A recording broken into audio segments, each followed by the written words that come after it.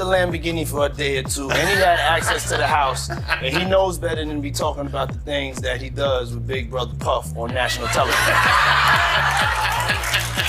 So apparently not. Some things, everything ain't for everybody. The former CEO of Abercrombie and Fitch and two others have been arrested as part of a criminal investigation by the FBI. The fashion world has been rocked by a shocking revelation. Fashion moguls Mike Jeff and Matthew Smith, two key figures behind the Abercrombie and Fitch empire, have been arrested on federal charges.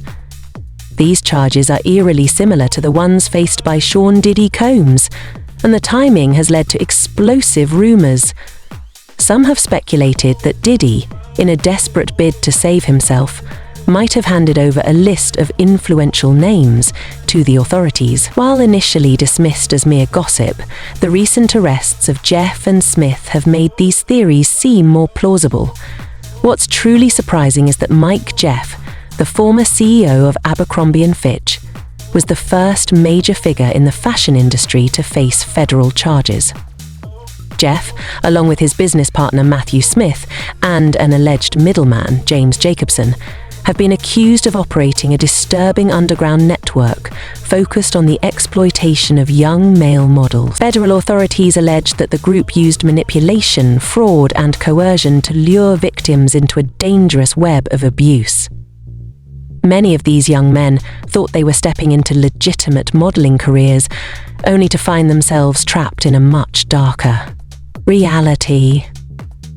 According to reports, Jeff hosted twisted gatherings at his New York mansion, where he promised career-changing opportunities, only to subject his victims to horrific experiences.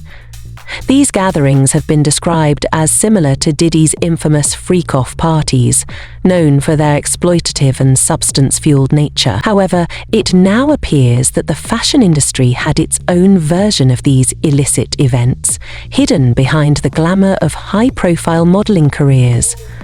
The FBI first launched an investigation into Jeff and Smith last year after a shocking BBC report exposed their alleged exploitation of young men at exclusive events held in New York and luxury hotels worldwide. For months, authorities struggled to gather enough evidence to build a solid case, until a crucial insider tip came in.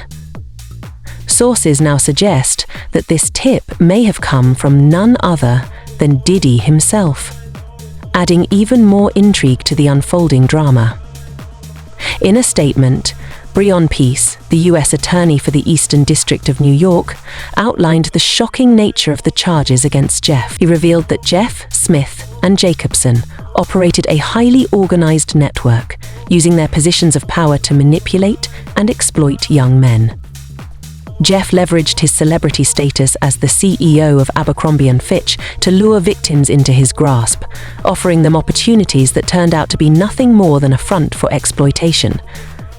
This case highlights the disturbing dynamics of power, privilege, and dominance that have long lurked in the shadows of the fashion industry. He was using his power, his wealth, and his influence to traffic men for his own sexual pleasure and that of his romantic partner, Matthew Smith. According to Peace, Jeff and Smith hired James Jacobson as their chief recruiter and middleman. Jacobson's role allegedly extended beyond recruitment. He conducted private tryouts with young, ambitious male models from around the world, testing their willingness to engage in explicit acts for money. Once approved by Jeff and Smith, these models were flown to exclusive residences in New York or luxury hotels worldwide for commercial purposes. Jeffries and Smith employed James Jacobson to act as a recruiter to find men. Jacobson engaged in, quote, tryouts with men across the world where he would typically pay them to engage in sex acts with them. Following the tryouts with Jacobson, Smith would often then personally approve whether the men who were selected would meet Jeffries and Smith. The defendants would fly the selected men to Jeffries and Smith's homes in the Hamptons, New York City, or to hotels around the world, and such places as England, France, Italy, Morocco, and St. Bart's for the purpose of attending events to engage in commercial sex. Many of these men reportedly had no idea what awaited them. Most were unaware of the true nature of the situations they would be forced into. They were, allegedly, promised modeling opportunities with Abercrombie & Fitch, believing it could be their big break. However, upon arrival, they were faced with a much darker reality. Peace claimed that, with no option to back out, staff members pressured the models into signing airtight non-disclosure agreements, which were later used as tools of control and intimidation, ensuring their silence long after the encounters had ended. In an interview process that did not inform the men of the details of the sex events before they attended, including the full extent and nature of the sexual activity that would be required of the men at these events.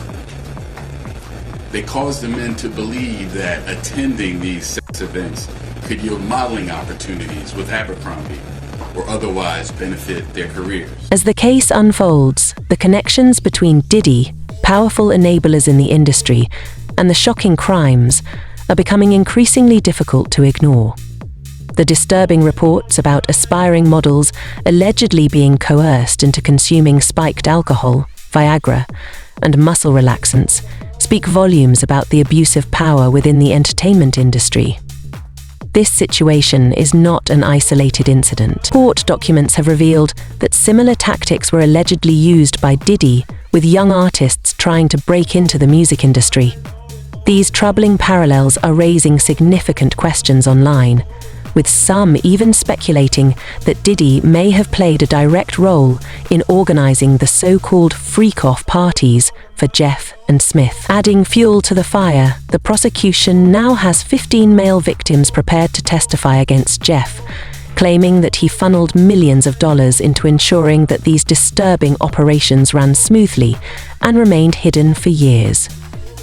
Investigators suspect that given the scale of Jeff's covert network, there could be many more victims still out there. While Diddy remains behind bars without bail, Jeff secured his freedom with a $10 million bond. Both men face civil and criminal charges, though the main difference is the target of their exploitation. Diddy allegedly focused on young artists, while Jeff's sphere of influence centered around aspiring male models. This case might have remained in the shadows if not for the groundbreaking investigative work by the BBC. Their reporting unearthed chilling accounts from individuals like David Bradbury, a former model whose testimony became a key element of the case. Bradbury recounted how the middleman made it clear that a meeting with Jeff would come at the cost of his dignity. It was like he was selling fame, Bradbury shared in an interview, explaining that the price of meeting with Jeff was compliance. The meeting was eventually set up, leading Bradbury to Jeff's mansion in the Hamptons, a place he later described as holding dark memories. Bradbury's revelations encouraged more victims to come forward, corroborating the chilling narrative of manipulation and exploitation. Some survivors even shared more disturbing details, such as being injected with liquid Viagra by Jeff's staff.